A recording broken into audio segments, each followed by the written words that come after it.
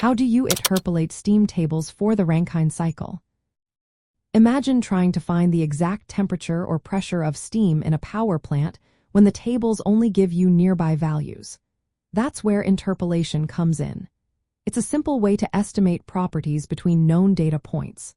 When working with the Rankine cycle, engineers often need properties like enthalpy or entropy at conditions not directly listed in the steam tables.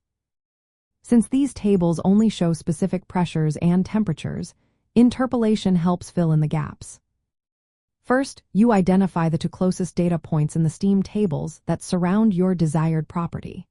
For example, if you need the enthalpy at to 120 degrees Celsius but the table only lists to 100 degrees Celsius and to 150 degrees Celsius, those 2 points will be your reference.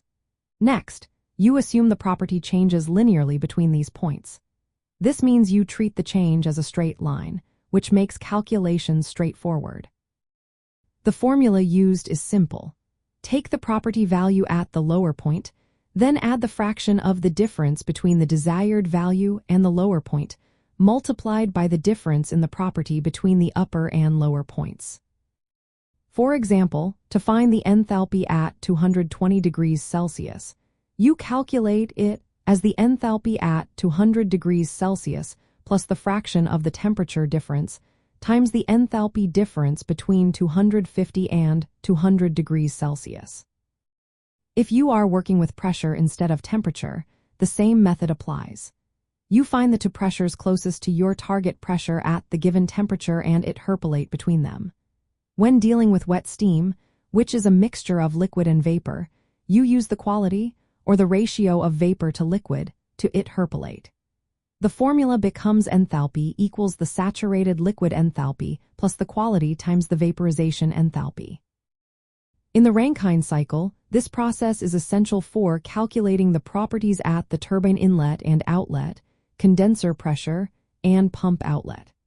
These values help determine how much work the turbine produces, how much energy the pump consumes, and how much heat is added in the boiler.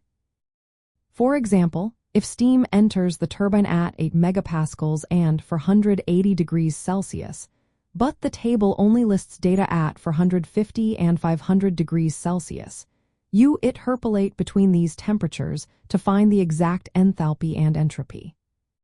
Similarly, if the pressure is between two tabulated pressures, you interpolate between those pressures at the given temperature. This way, you get precise property values needed for accurate energy calculations.